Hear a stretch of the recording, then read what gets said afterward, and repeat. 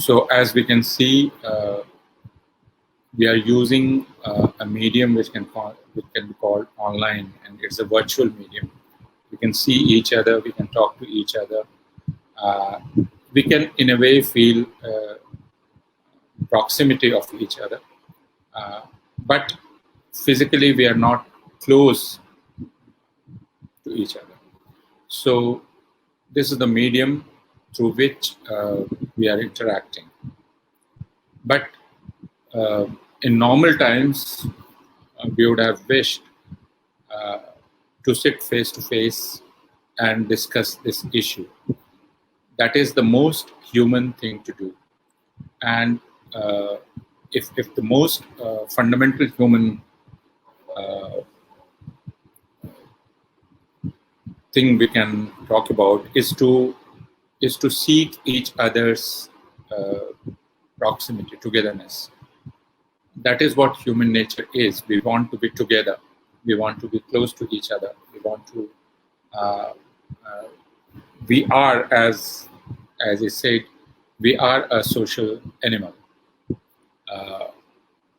So generally, we define humans as social animal, but we don't understand what it means for us. But that we can talk about later. The topic for today's discussion is the concept note or the proposal floated by the University Grants Commission to introduce blended learning in higher educational institutions. Now, this concept note was floated last month, and I learned about it through a newspaper report. Through a report published in the Telegraph, where it was, the report said that the UGC is proposing a system in which universities and higher educational institutions would be encouraged to transact up to 80% of their curriculum or syllabus through online mode. This is what they call blended learning. Blended meaning you have a mixture of two methods. One is physical classroom method, and second is online method. So, and you blend the two. So this is what they call blended learning. There are other ways to formulate what the UGC has done, and we have heard about flipped classes. The flipped classes are those classes in which we use other media. So there is a teacher, there are students, but we also use multimedia, we use other resources, and it's for the teacher to decide which resources could be used. And it has been done since classrooms were invented. In many ways, classes were flipped. Many of us have been using multimedia resources in our classrooms. So it's not something which is very new, which is very novel. We know what flipped classrooms are. We know what blended learning is. We can blend two methods together. But what the University Grants Commission is proposing goes very far. But first, we have to understand the principle behind it, and the objective behind it, what it is trying to do, and what it says and what it claims. Now, this document, the UGC says that this document aims to liberate students from the older method of learning. It aims to give agency to the students.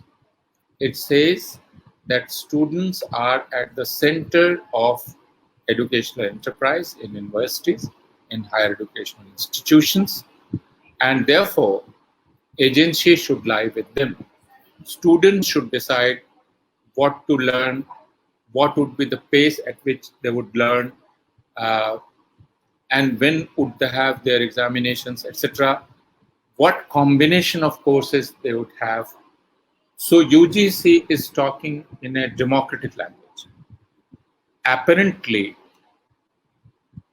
UGC is aiming to democratize education and is trying to foreground student in the scheme of things. It says that earlier it was top-down. What universities used to practice was a top-down approach. So teachers used to decide, and teachers used to come and give lectures. So it was a top-down approach, but now it would be the students who would decide what to learn, when to learn, what would be the gap between two courses, etc. And it sounds, like I said, that it sounds very democratic. That it's for students to, students are now being freed from the shackles that teachers have put on them. Secondly, it claims that what it would do, it would also promote teachers from the position of knowledge providers to the position of mentor and instructor. So there are two promises. One is to democratize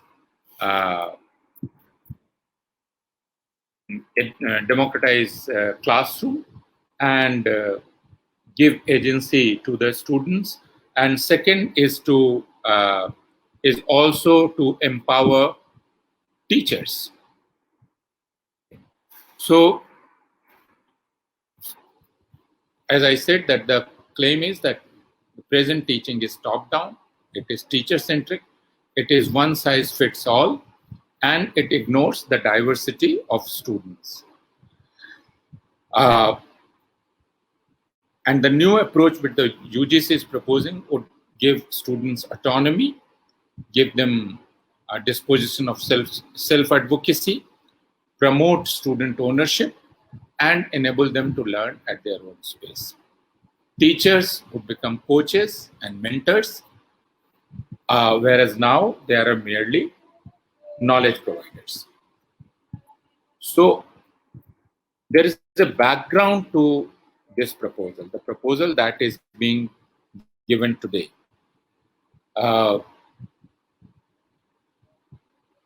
In 2011 and 2012, some companies were floated with the help of universities in United States of America, which started courses called Massive Online Open Courseware. The abbreviation is MOOCs, so they are known as MOOCs courses. So what the promise of these courses was, that they are massive. So you would have, and secondly, that these are courses which are being offered by or prepared by star teachers of the universities of United States of America and elsewhere. So what these companies claimed was that they are uploading these courses online, and they would be available free of cost to anyone.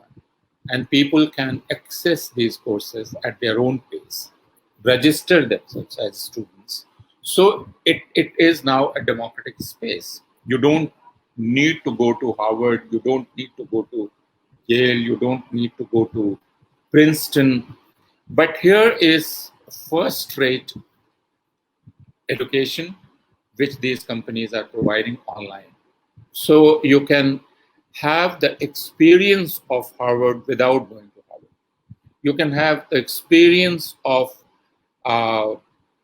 Princeton, or you can have the experience of UPenn or Johns Hopkins university without going to these campuses, physical campuses. This was the promise. It looked very attractive. But what is the catch then? The catch is that you are being told that you need not go to the physical space and you will gain knowledge. So what it is trying to do is to detach the exercise of knowledge or enterprise of knowledge from the physical space that universities, we see universities or we understand universities to be. What universities are for us? Let's, for a moment, take a pause and think what universities are for us. What universities are for a young woman like Alina or a young man like Anil. What these spaces are? These spaces, in a way, are liberated zones for young men and women like you. You come from your communities, you come from your villages, you come from your towns, small towns, big towns, to these physical spaces which universities are. And here you discover a new world. This is a world which is very different from the world you have inhabited before coming to the universities. Here you get to know people from other caste backgrounds. Here you get to know people from other religious backgrounds. Here you interact with people who are not from your region. Here you interact with people who are from different linguistic backgrounds. So if a young woman comes from Kerala to University of Delhi, she comes to a different world. And if a student from Delhi goes to a university in Kerala, he or she enters an entirely different world. And as I was trying to say in the beginning itself, that we discover new proximities, new togetherness. These proximities are not available to us in our communities. So if someone says that you will have the courses which University of Kerala offers to you sitting at home, am I going to gain the experience of university? That is the first question that we need to ask. If you are doing it sitting at home, sitting before your computer screen as you are doing it today, and this is the compulsion that lockdown has imposed on you, and you have been forced to do this, but ideally you won't like to do this. If you are bound to this system, then there is no need for an organization called AIDSO. You won't have that. You won't have organizations like Pinjarator. You won't have new associations. These are new associations. People call them student organizations, and they are student organizations. Sometimes people call them political organizations, and they can be political organizations. But I see them as new kinds of associations of students. Students associate with each other in ways which they couldn't have available to them had they not come to these universities, university campuses. So, and I say that university campuses are in a way liberated zones. Women know it, young women know it much more than young men, because young women have many shackles on them. Young women are fettered in their communities, and when they come to universities, they feel liberated. But if they are asked to sit at home and access universities through their screens of telephone, mobile phone, or laptop, then they lose this experience, the experience I was talking about. And in my opinion, and many of you can differ with me, and maybe many people differ with me, that the best thing with a university is this experience of new associations, new togetherness, new languages. When I say new languages, it doesn't mean that a Malayali speaking people start speaking English. We get an entirely different way of looking at the world and talking about it. This is what we do. And in countries like India, universities have performed a very different role historically. In the colonial times, national universities were established, and many colleges and universities were established by philanthropists, by local businessmen, by local educationists. And these universities and these college spaces were meant to create democratic citizens. So this is also a role which universities have historically performed in India, that they fashion democratic citizenship. That is the most critical role that universities have played. Now, if you are not allowed to interact in a physical space, to come in contact with each other, when this togetherness is taken away from you, then this whole idea or this whole function of creating of democratic citizenship goes. Now, universities in this new scheme which the UGC is proposing, and which the companies which had floated or manufactured MOOCs were proposing, they were proposing knowledge as a transactional thing. Knowledge is created somewhere, produced somewhere, packaged somewhere, and is transferred to us. So we become merely recipients. And the idea that MOOCs, the manufacturers of MOOCs were proposing, that the best knowledge is happening somewhere else in Ivy League universities. And what we are doing, we are bringing that knowledge to you at your doorstep through your computer screen. So we are doing a great democratic service to the people living in third world countries like Afghanistan, like India, like Pakistan, to people who would never dream of entering the campuses of Princeton or Harvard or MIT, etc., or Oxford. So we are doing a great service to these countries. That was the claim. But as I said, that if you have not been to the campus of Harvard, you don't know what Harvard is. If you have not been to the campus of Princeton, if you have not been to the campus of Oxford or Delhi University or Jawaharlal University, you don't know what Jawaharlal University is.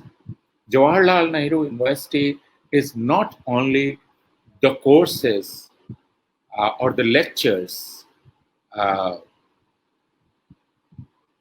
captured in videos, lectures of the best minds. This is not Jawaharlal Nehru University. Jawaharlal Nehru University is Ganga Dhaba.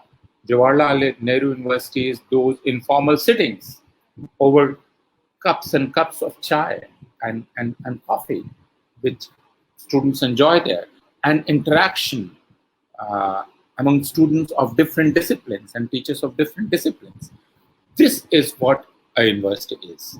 So to say and to claim that we would give you the best educational experience without you taking the trouble of entering university space, without you taking the trouble of traveling thousands of kilometers from Thiruvananthapuram or Kozhikode to Delhi, or from Delhi to Kozhikode or Trivandrum.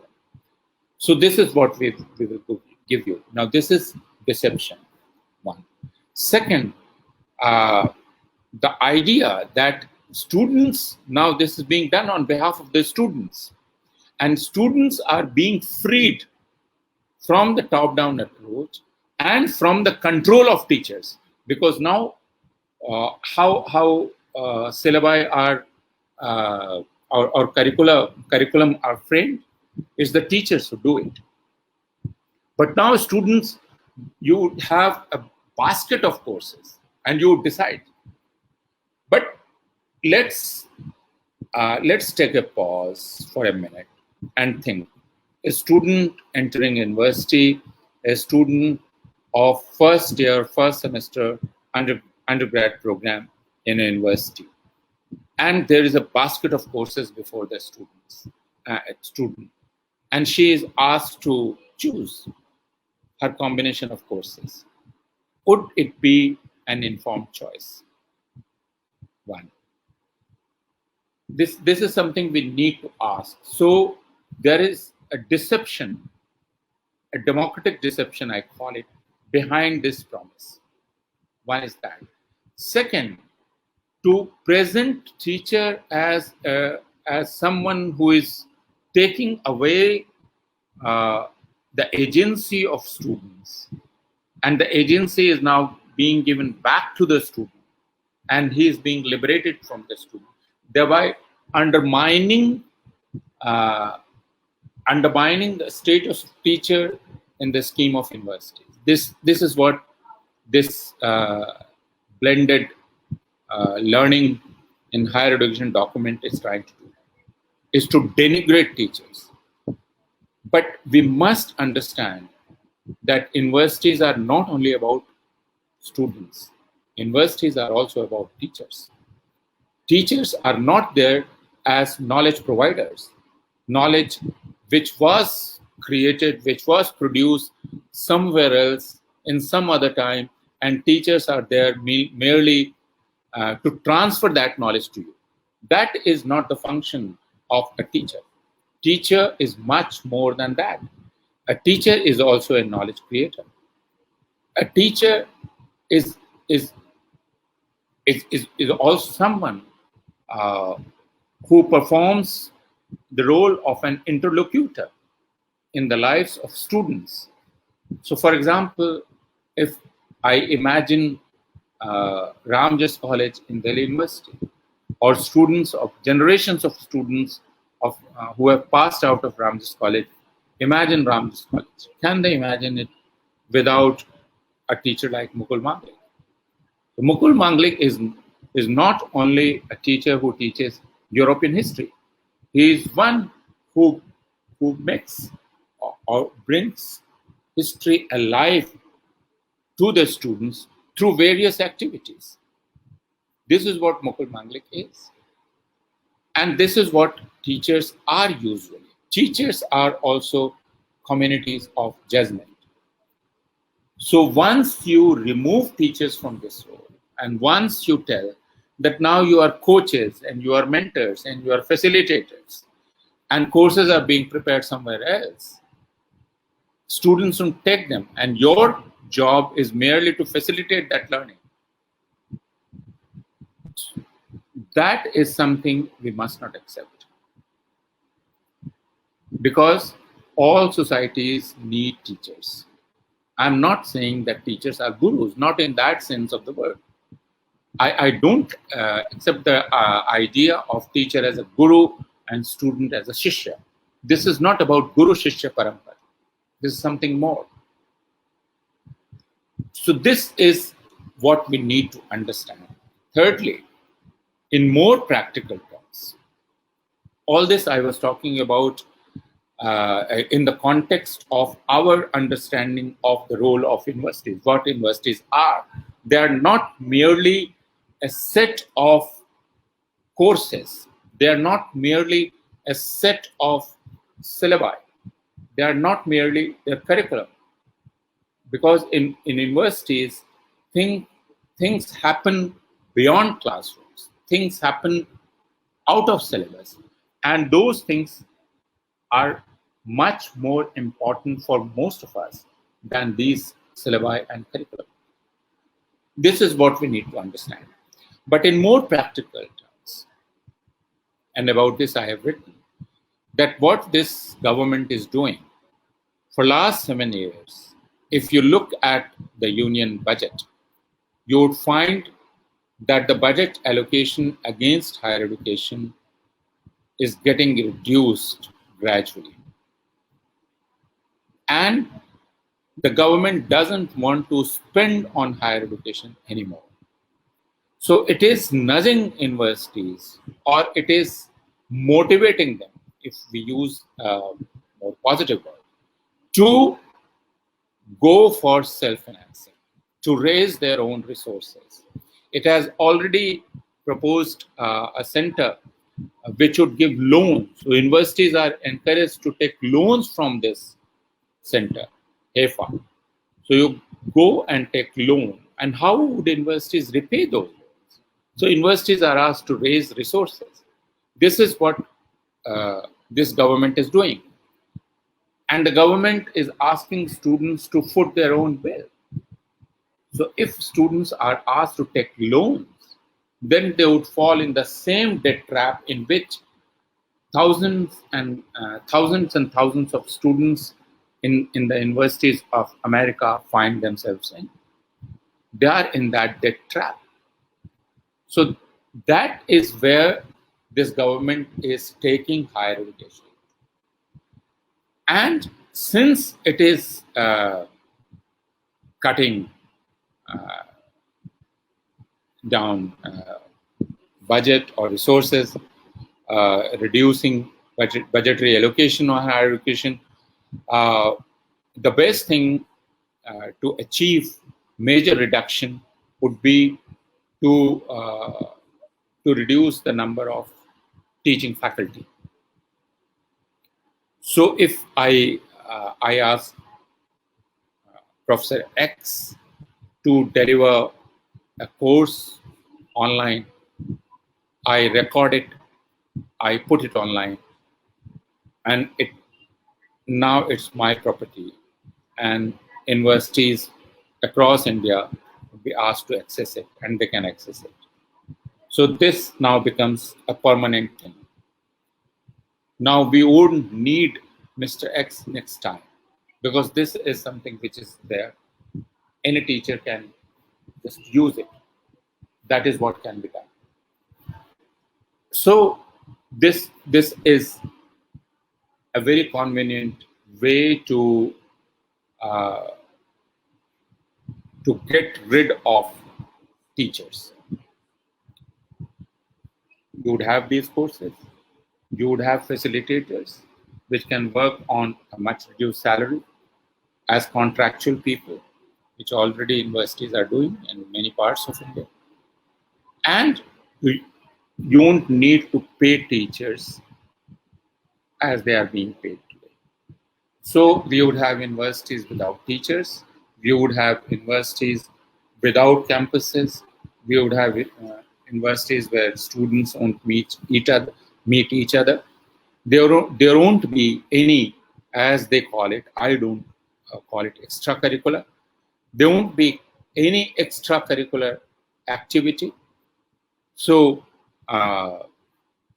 you would be busy completing one course after another, gaining credit.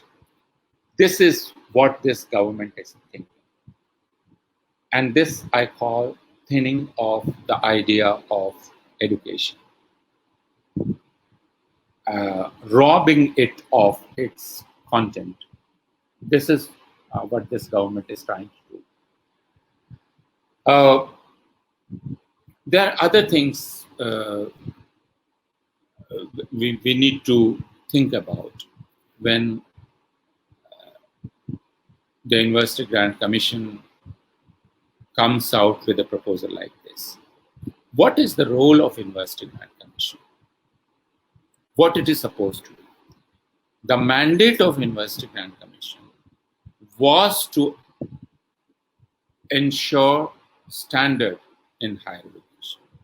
So it was to keep an eye, it was to keep doing research, it was to keep the interaction between universities on and live. This is what the role of University Grant Commission envisaged in its original mandate. But what the University Grants Commission is doing now, it has become a doormat of the Ministry of Human Resource Development. Now circulars come from Ministry of Human Resource Development, and University Grant Commission merely forwards those circulars to universities across India. And universities across India merely implement those circulars. We know it. But this is not what self-respecting universities do in other parts of the world. For example, if we take this online thing, if a university is in Kerala is asked by UGC to use a package of courses which it has put on its Swayam platform, can a university of Kerala or can a university in Bihar refuse to do that? We cannot imagine universities refusing the dictate of UGC. But this is what happened in a university in the United States of America. And I have discussed it in my article on the proposal of blended learning, which I published in the Indian Express. And this is an incident in which a course on justice offered by the renowned political philosopher, Prof. Michael Sandel. Now, this course, the State University of San Diego, is Dean asked the Department of Philosophy to use this course. They refused. They are in State University. They refused.